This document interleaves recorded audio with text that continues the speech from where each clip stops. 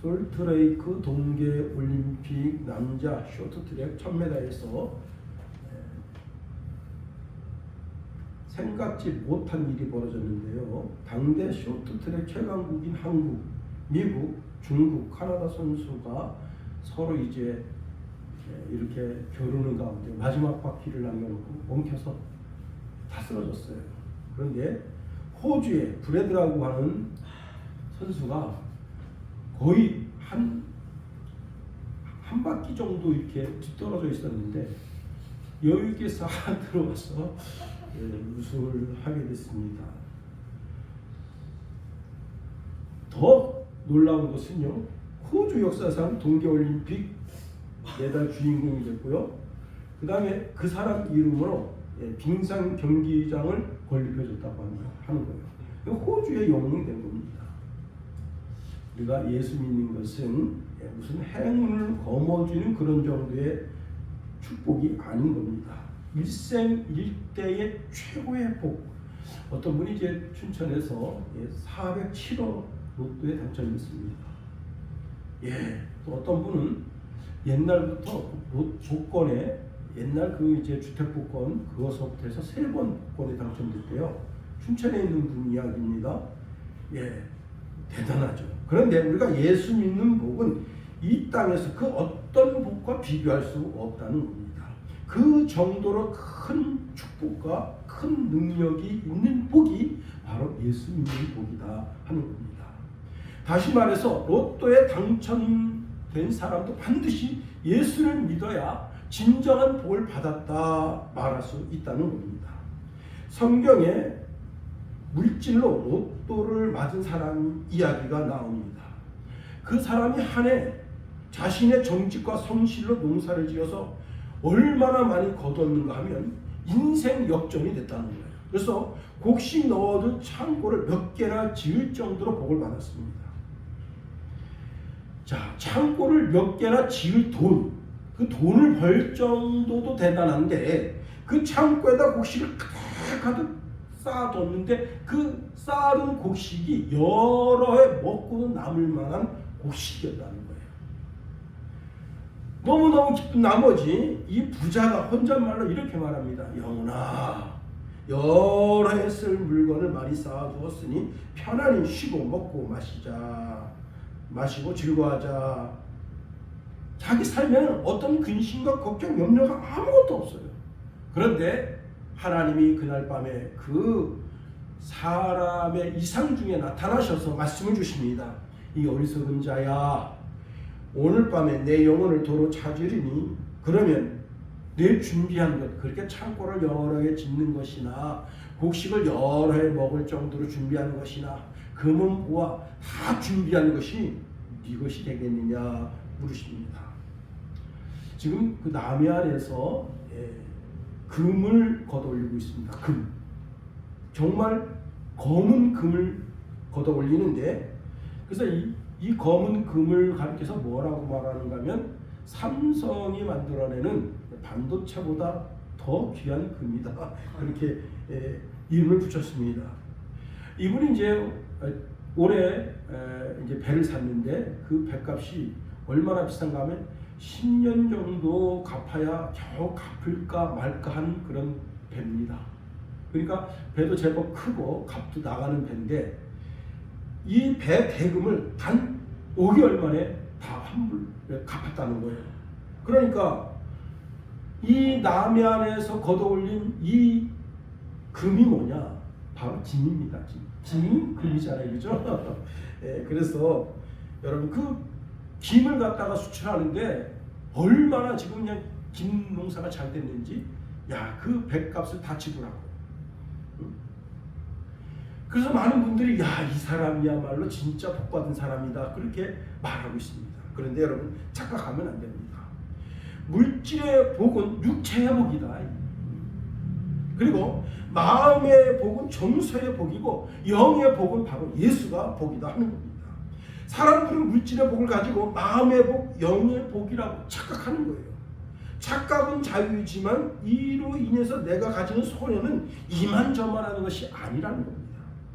시편 기자는 자신의 그 물질을 의지하는 자에게 이렇게 말합니다. 시편 52편 7절에 보니까 이 사람은 하나님을 자기 힘으로 삼지 아니하고 오직 자기 재물의 풍부함을 의지하여 자기의 악으로 스스로 든든하게 하던 자라 하리로다 했습니다.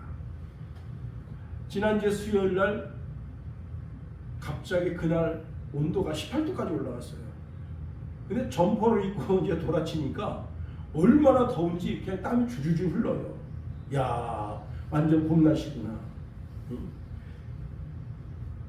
그래서 이 점퍼를 벗어도 될 정도로 그날 날씨가 푸근했습니다. 여러분, 우리 몸이 따뜻함과 같이 우리 영혼에 따뜻함을 주시는 분은 오직 예수 그리스도뿐이라는 겁니다. 예수님은 모든 사람들, 예수를 믿는 사람이나 믿지 않는 모든 사람들의 영혼의 이정표가 된다 하는 겁니다. 한 시골에 한 아주머니가 허벌판에 떡광주리를 갖다 놓고 떡을 팔아요. 그 동네 사람들이 그 아주머니를 보면서 아유, 저 떡을 오늘 어떻게 다 팔려나.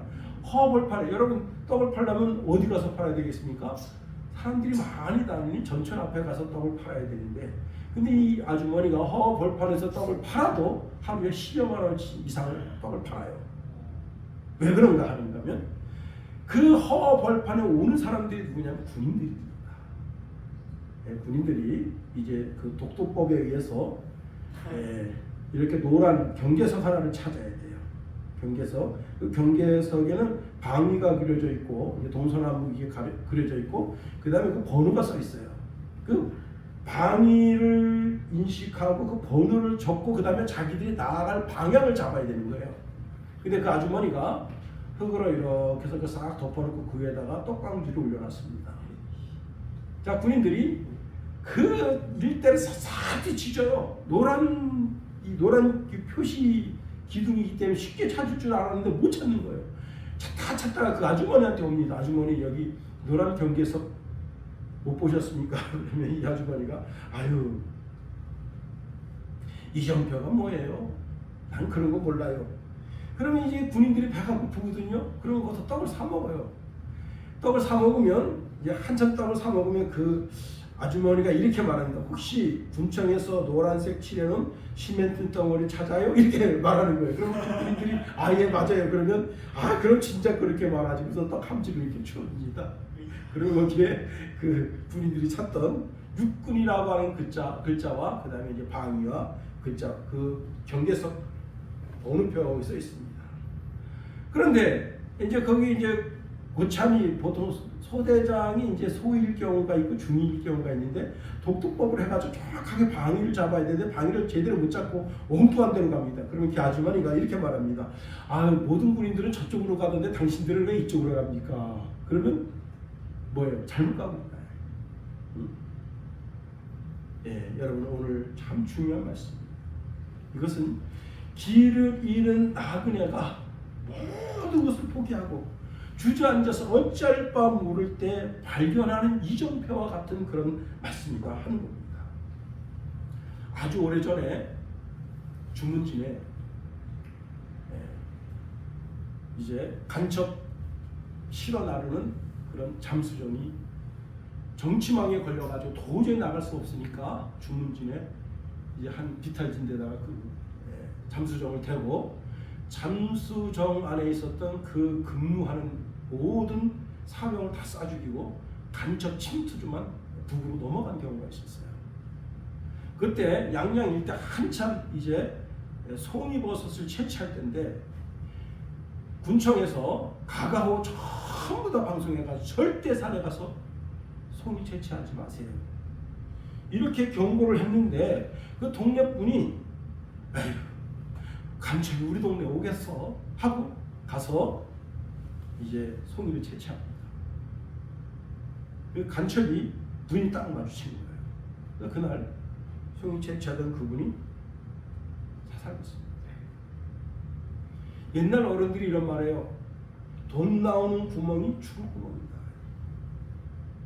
자, 물이 없으면 배가 갈 수 없는 것처럼 돈이 없으면 인생이 참 가기가 쉽지가 않습니다. 돈이 없으면 어디 가든지 푸대접받고요. 돈 없으면 어디 가서든지 여러분 식당에 가봤어요. 제가 오늘 아침 이제 새벽 예배 끝나고 집에 왔는데 휴대 영상을 보니까 중국인데 한 할머니가 식당에 가서 앉아 있습니다. 음식도 안 시키고 앉아 있는데 이 할머니 어떤 할머니가면 다른 분들이 음식을 먹다가 그냥 나가면 그 음식 가서 음식 먹는 분이에요. 근데 그 살살 빠진 조모고래가 그 할머니가 그 음식을 손을 딱 대려니까 잽싸게 치워버립니다. 그런데 나가라는 말도 안 하고 들어가라는 말도 안 해요. 야, 그 할머니가 개면적어가지고 다시 원래 자리로 돌아갔습니다. 그 할머니가 돈 있어 보세요. 그렇게 푸대접 받았겠어요? 참 어디 가든지 사람 돈 있어야 대접받는 거예요. 자, 우리가 예수님을 잘 따라다니면 예수님은 부유하신 분이시다는 거예요. 친구 따라 강남 간다 했습니다. 우리는 예수님 따라 천국 간다. 그 예수님이 어떤 분이신가? 고린도후서 8장 9절에 이런 말씀을 줍니다. 우리 주 예수 그리스도의 은혜를 너희가 알거니와 부유하신 이로서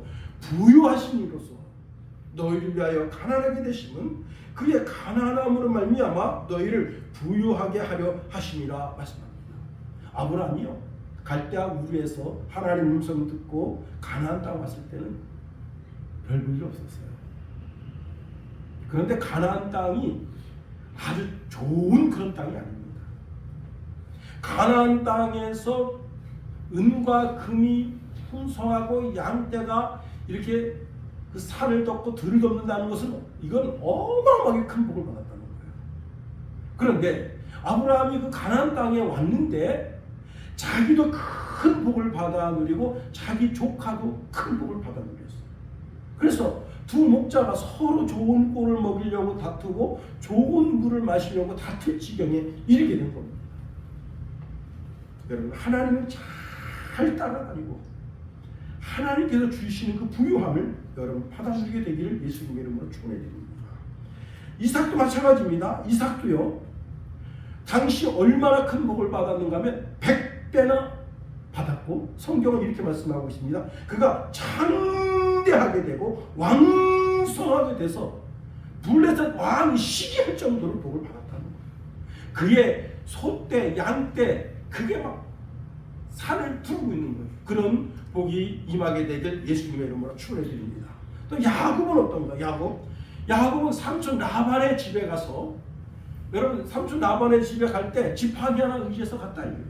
그런데 삼촌 라반의 집에서 나올 때는 그 양떼가 산을 덮을 정도로 그렇게 큰 복을 받아 누리게 됐다고 하는 겁니다.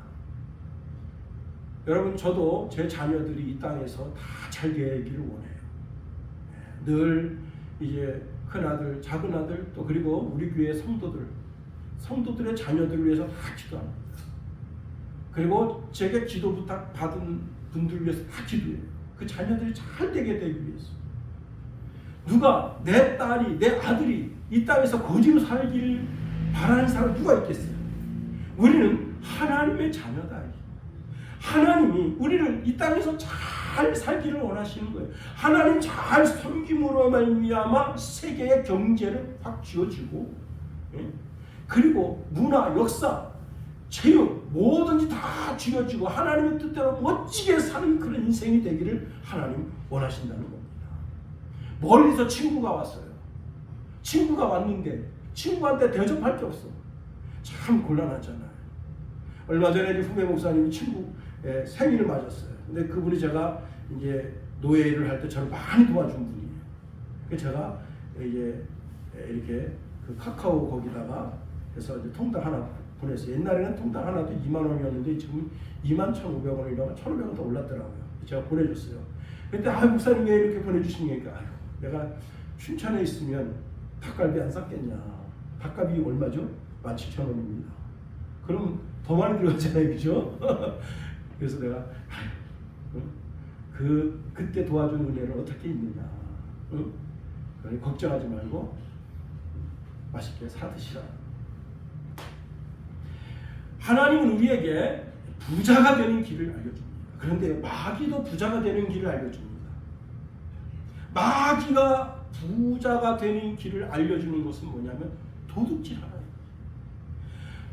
상대방 죽이고 그것을 뺏어서 그것으로 부자 되라. 그걸 쉽게 찾아볼 수 있는 사람이 누구냐면 북한의 김정은이에요.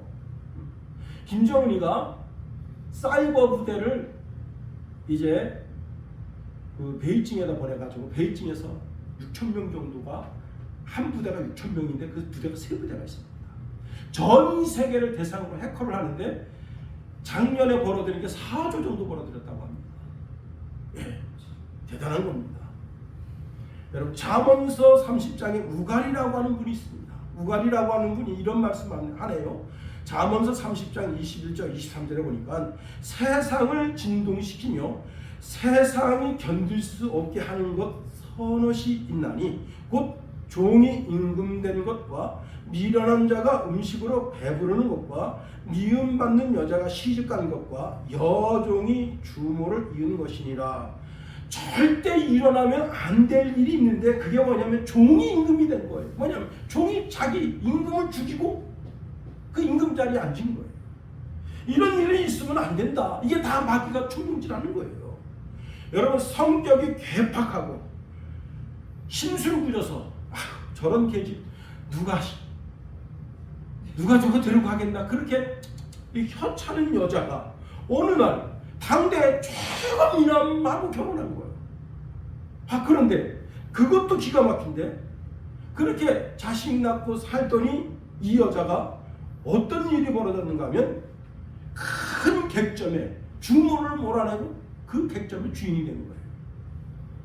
이 우갈이라고 하는 분이 세상에는 절대 일어나면 안 될 일들이 일어난다. 이게 하나님의 은혜로 종이 임금이 되고 천시 여기던 계집애가 한계 최고 미남을 얻어서 결혼하고 그런 역사라면 얼마나 좋겠어요. 그런데 이게 그런 역사가 아니라 사단의 역사. 사단의 역사. 상대방을 모함하고 상대방을 공격하고 그래서 자기가 그 위를 차지할 때 우갈은 절대 있어서는 안 될 일이 이 땅에 있다는 거예요. 여러분 마귀는 도둑질에서 부자 되라. 그런데 도둑질에서 부자 되면 망하는 길밖에 없는 겁니다. 마귀는 도박해서 돈 벌어라 합니다. 여러분 최근에 14억 로또를 당첨된 14억을 받았던 현찰로 4년 만에 알부지가 됐습니다. 이 사람이요 정선 카지노에 가서 계속 이걸 한 거예요. 14억 여러분 14억 돈이 작은 돈이 아니잖아요. 그 돈 은행에다 집어넣고 이자만 빼먹어도 평생 살 수 있어요. 4년 만에 알부지 됐다. 다 망하게 되는 거예요. 마귀는 사기쳐서 남을 속여서 마약을 팔아서 돈 벌어라. 여러분 드라마에 나오는 이야기인데 한 경찰관이 경찰 업무를 통해서 마약을 이제 그 마약을 이렇게 취득했어요. 그랬더니 마약 일부를 놔두고 마약을 갖다 팔다가 걸렸습니다. 오늘 이게 드라마지만 드라마가 아니고 실제 이런 일이 있는 거예요. 마귀는 달콤한 말로 우리의 영혼을 속입니다. 우리의 마음을 속여요. 야 이렇게 해서 부자 되라. 여러분 국민의힘 국회 부의장이 2022년 뇌물 받는 동영상이 그 동영상을 그대로 올려놨어요. 이분은 내가 볼 때 이번에 국회의원 나갈 수 없을 거예요. 왜? 그분이 만일 다시 국회의원 도전하면 그 동영상을 띄워가지고 야 이렇게 돈 받는 놈이 어떻게 국회의원을 다시 나올 수 있겠냐? 국민들이 이거 허락하겠습니까? 예, 그렇습니다. 몇 년 전에 국회의원 선거 때 부녀회 15명이 그 국회의원 나가는 분 그 돕는 사무관인데 그 사무관이 동네 부녀회 한 리에 부녀회 15명에게 식사 제공을 했어요. 근데 식사가 이게 5만 원이 넘는 식사를 제공한 거예요. 그랬더니 선관위에서 여러분 15배 내라고 45만 원씩 내라고 통보 달라왔다는 겁니다. 이제 좀 있으면 총선 있잖아요. 여러분 받아먹지 말고 정직하게 찍으세요. 자, 마귀가 부자 되라고 우리에게 알려주는 길은 다 망하는 길이다. 그런데 하나님이 우리에게 부자 되는 길을 알려주고 계십니다. 그 부자가 되는 길은 어떤 길이냐? 첫 번째는 정직하라. 정직하라. 예. 시편 72편 7절에 보니까 저의 날에 의인이 흥왕하여 평강의 풍성함이 달이 다할 때까지 이르리로다 말씀입니다. 시편 37편 29절에 보니까 의인이 땅을 차지하며 거기서 영원히 살리로다. 하나님은 정직한 자가 땅을 차지하도록 복을 내려주신다는 겁니다. 그 다음에 어떤 사람이 복을 받아 누리게 하시는가 하면 부모님을 잘 공경하는 사람. 이것은 약속 있는 계명이다. 그래서 에베소서 6장 3절에 보니까 이는 내가 땅에서 잘 되고 형통하고 장수하게 된다는 말씀입니다. 그 다음에 우리가 부자가 되는 길이 뭐냐? 11조예요. 11조. 자, 우리가 부자가 되도록 열어놓으신 큰 길이 바로 11조입니다. 자, 오늘 본문에 보면 주님은 11조를 계속하라 그렇게 말씀하고 있어요. 예수님은 당시 바리새인들을 자주 책망하셨습니다. 그런데 오늘 본문에 보면 바리새인들이 잘한 것 중에 하나가 있는데 그게 11조를 강조한 것이다 말씀하고 있어요. 23절 읽어볼게요. 23절 다 같이 읽어봅니다. 시작. 화 있을진저 외식하는 서기관들과 바리새인들이여 너희가 박하와 해양과 근체와 11조는 드리되 율법에 더 중한 바 정의와 긍휼과 믿음을 버렸도다. 그러나 이것도 행하고 저것도 버리지 말아야 할지니라. 이것도 행하고 그 말은 11조를 철저하게 행동으로 옮기라 하는 겁니다. 구약의 하나님이 천사를 통해서 말씀을 주시는데 11조 생활하라. 그런데 오늘 본문에도 하나님이신 예수님께서 직접 말씀 주시는 거예요. 12조 생활을 하라는 겁니다. 하나님은 한 방향으로 복받는 길을 우리에게 제시해 주십니다.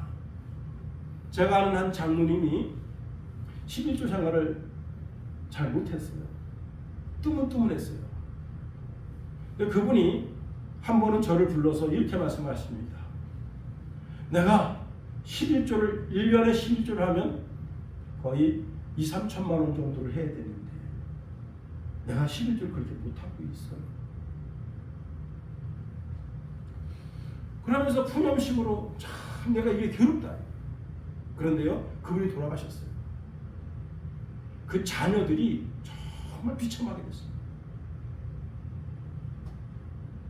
그 자녀들이요, 그런데 그 가운데 이제 그 장남은 그래도 이제 다른 교회로 가서 신앙생활하면서 거기서 11조 생활해요. 그런데 그 장남은 참 잘 됐어요. 장남의 그 자녀들이 다 한 자녀는 미국 가 있고 한 자녀는 여기 지금 서울에 가서 사는데 참 잘 됐어요. 그런데 다른 자녀들은 그게 아닙니다. 이혼하죠, 자살하죠. 이 기가 막힌 거예요. 여러분, 그때 그 장모님이 제게 주신 음성이 들립니다. 제가 11조 생활을 해야 되는데 11조 생활을 해야 되는데 1년에 2천만 원, 3천만 원 하나님 앞에 바쳐야 되는데 그걸 껴먹으니 물질의 복을 못 받으니까 여러분 삶에 물질이 없으니까 그 물질이 어떻게 되는 거예요? 그 물질 때문에 부부 사이가 자녀 사이가 금이 가고 결국은 안 되는 거예요. 자기 머리를 잘 굴려서 11조 생활을 하라고 돈을 잘 굴리면 뭐가 될 줄 생각합니다. 그러나 하나님 말씀은 그게 아니에요. 하나님이 복 주시는 방법 중에 하나가 뭐냐면 11조인데 11조를 하나님 앞에 드린다고 하는 것은 모든 물질이 다 하나님께로부터 온다고 하는 신앙 고백입니다. 만유, 다시 말하면 이 땅에 있는 것이나 우주에 있는 것이나 모든 것들, 하나님이 창조하신 모든 것의 주가, 우리가 하나님을 뭐라고 고백하죠? 나의 왕이십니다. 나의 주십니다. 이렇게 고백하는 그 고백이 입술의 고백만 가지고 되는 게 아니에요. 입술의 고백과 함께 동반되어야 하는 것이 11조를 드림으로 당신이 나의 진짜 주인이신다라는 고백을 드려야 되는 겁니다. 그렇습니다. 그 말씀을 어디에 하고 있느냐? 여러분, 말라기 3장 10절 이하에 말씀하고 있습니다. 만군의 여호와가 이르노라 너희의 온전한 11조를 창고에 들여 나의 집에 양식이 있게 하고 그것으로 나를 시험하여 내가 하늘 문을 열고 너희에게 복을 쌓을 곳이 없도록 붙지 아니하나 보라. 만군의 여호와가 이르노라 내가 너희를 위하여 메뚜기를 금하여 너희 토지 토산을 먹어 없애지 못하게 하며 너희 밭에 포도나무 열매가 기한전에 떨어지지 않게 하리니 너희 땅이 아름다워지며 모든 이방인들이 너희를 복되다 하리라. 만군의 여호와의 말이니라. 여러분 11조는 모든 물질의 주가 하나님이시다 하는 거예요. 여러분 물질의 10개 중에 하나를 꺾는 것은 물질을 죽이는 거예요. 물질을 죽이고 하나님이 나의 참 주가 되신다고 하는 신앙의 고백을 드리는 겁니다. 그런데 여기서 더 중요한 것이 있어요. 그 11조의 정신에 대해서 오늘 본문에서 말씀하고 있다는 겁니다. 11조 정신이 뭐냐? 11조 정신은 의와 인과 신이라 하는 겁니다. 자, 11조를 드리는 것은 내 신앙의 삶 전체를 드리는 삶인데 이 물질을 세상에 벌어서 주의 전에 드리기까지 내 삶이 하나님께 11조를 드리면 내 삶 전체가 드려지는 것과 동일하다는 거예요. 즉 11조를 온전하게 드리는 그 이면에 이 물질을 주의 전에 드리기까지의 나의 삶이 이 11조에 들어있다 하는 거예요. 그런데 그 11조에 뭐가 있어야 된다고요? 내 삶의 의와 그 다음에 긍휼과 믿음이 있어야 된다는 거예요. 첫 번째는 온전한 11조는 반드시 공의로운 삶을 통해서 번동해야 한다. 하나님은 불의한 물질을 역겨워하십니다. 가증 여기신다는 거예요. 신명기 23장 18절에 창기에 번 돈, 개 같은 자의 소득은 어떤 선한 일로든지 내 하나님 여호와의 전에 가져오지 말라. 이 둘은 다 내 하나님 여호와께서 가증한 것임이라 말씀하십니다. 도둑질에서 벌어서 11조 갖다 바쳐요. 하나님은 기만하는 거예요. 이웃집 사기쳐서 11조 갖다 바쳐요. 하나님 기만하는 거예요. 고스톱 쳤어. 고스톱 쳐서 돈을 많이 땄어. 11조 바쳐야지. 하나님 기만하는 거예요. 여러분, 하나님은 불의한 물질을 받지 아니하신다는 거예요. 하나님은 공정한 물질을 원하신다. 공의로운 물질, 공의로운 삶을 원하신다는 거예요. 두 번째로 하나님은 그 물질에 긍휼이 있어야 된다는 거예요. 긍휼. 여러분, 사는 곳이 일정하지 않은 한 여인이 집으로 돌아가는 길에 쓰레기통에서 이제 낑낑대면서 뭐가 낑낑대면서 막 우는 소리가 들려요. 그래서 이렇게 가서 보니까 어떤 분이 고양이를 버렸어요. 네, 고양이가 이제 막 그 오염에 막 더럽혀져 가지고 막 진짜 그 악취를 뒤집어 써가지고 진짜 도저히 못 봐줄 정도 눈이 이렇게 되고 이제 그 더러운 오물로 이렇게 눈이 붙어버리고 그냥 전신에 그 쓰레기통에 오물이 붙어버린 거예요. 그 여인이 그 고양이를 낑낑대니까 거기서 꺼냈어요. 그리고는 이제 죽을 것 같으니까 동물병원에 들고 왔습니다. 깜짝 놀랄 일이 생겼어요. 이 고양이 삼색조 고양인데 가치가 3억이랍니다. 3색이 나는 고양이가 없대요. 이건 전 세계적으로 시기 중인데 그 자리에서 자기한테 2억에 팔랐다. 이 여인이 난 안 팔겠다. 난 집에서 기르겠다. 좀 그러면서 집에서 기릅니다. 이 여인이 그 낑낑대는 그 고양이 소리를 듣고 국률의 마음을 베푸지 않았다면 그날 그 행제를 하지 못했을 겁니다. 여러분, 사랑은 모든 덕목 중에 최고다. 더 나아가 사랑이야말로 율법의 완성이다. 믿음의 종착역인 것이 어디냐? 믿음의 종착역까지 나를 다다르게 하는 것이 그것이 사랑이다. 그래서 바울은요, 사랑장에서 이런 말씀합니다. 고린도전서 13장 1절에 보면 내가 사람의 방언과 천사의 말을 할지라도 사랑이 없으면 소리나는 구리와 울리는 꽹과리가 되고 내가 예언하는 능력이 있어 모든 비밀과 모든 지식을 알고 또 산을 옮길 만한 모든 믿음이 있을지라도 사랑이 없으면 내가 아무것도 아니요. 내가 내게 있는 모든 것으로 구제하고 내 몸을 불사르게 내어줄지라도 사랑이 없으면 내게 아무 유익이 없다.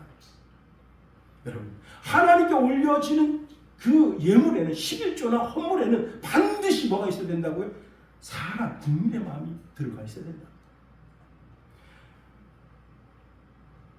시유에서 물건을 팔 때 사랑과 온전한 마음으로 상대방을 아끼는 마음, 상대방을 존중하는 마음으로 물건을 팔아야지. 사든지 말든지 네가 알아서 하라. 그런 냉랭한 마음으로 물질을 팔고 거기에 11조를 바친다? 하나님 그런 원치 않으신다. 그 다음에 세 번째로 우리가 드리는 11조는 믿음이 있어야 된다는 거예요. 근데 여기 믿음이라고 하는 단어를 신앙적 믿음이 아닙니다.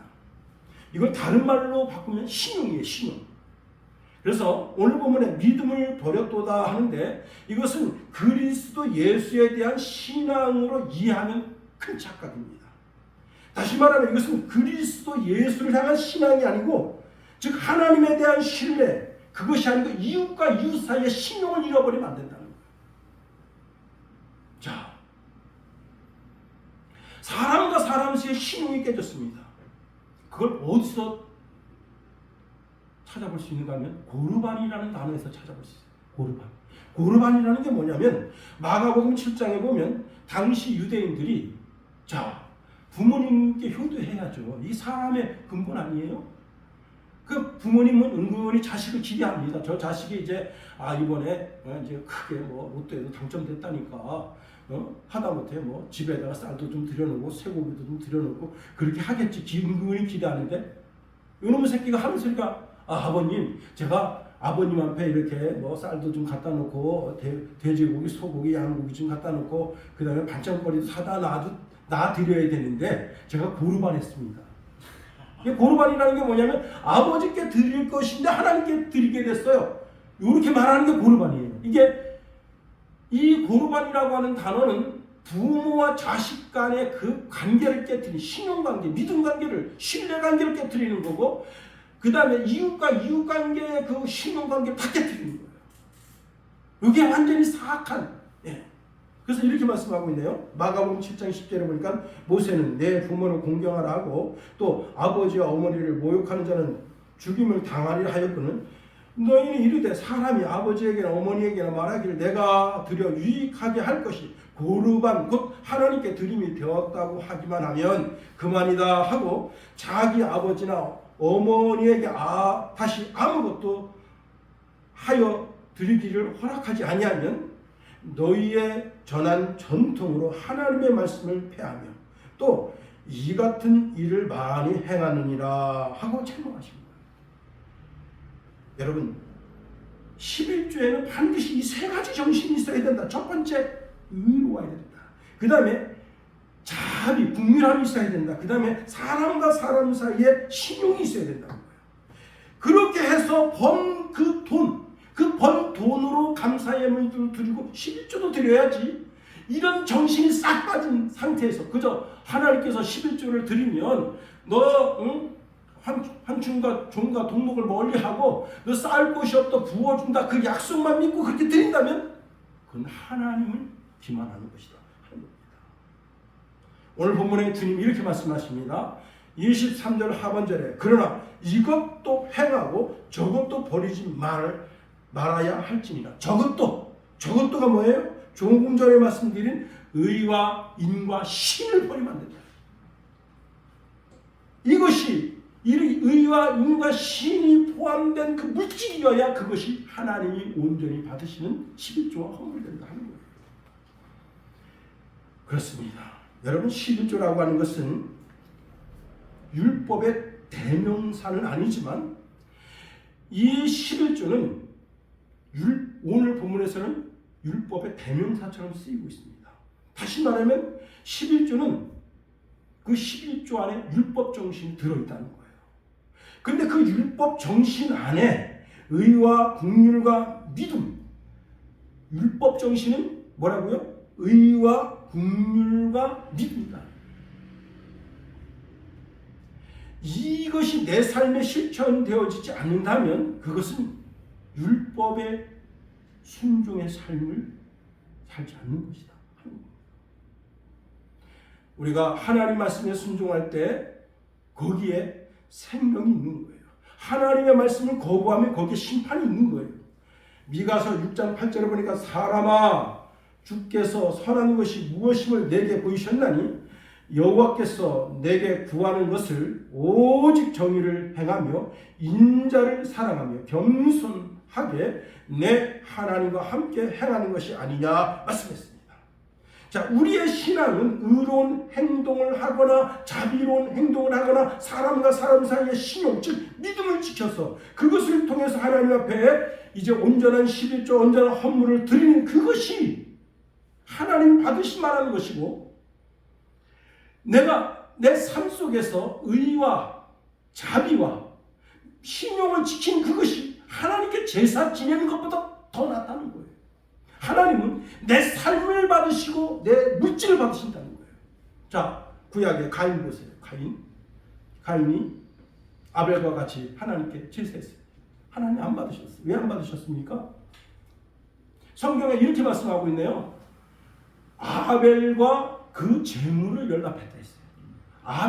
아벨과라는 말은 뭐냐면 아벨의 삶을 받으셨다는 거예요.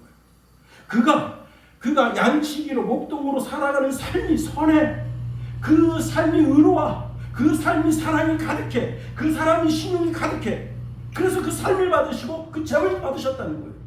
그런데 가인도 받지 아니하시고 가인의 재물도 연락하지 않았다 했어요. 가인의 삶을 안 받으신 거예요. 그리고 재물도 받지 않으신 거예요.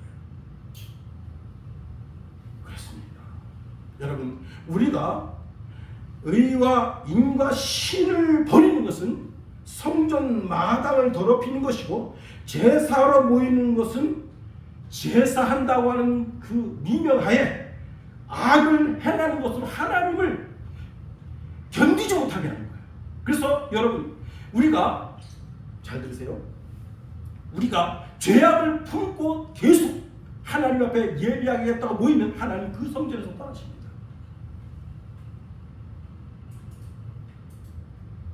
하나님께 우리가 죄악의 짐을 던져서 하나님께 우리의 죄악을 맡아달라고 하는데 우리가 우리 삶 속에 의와 인과 신이 없는 삶을 사는 것은 하나님께 어마어마한 부담을 드리는 거예요.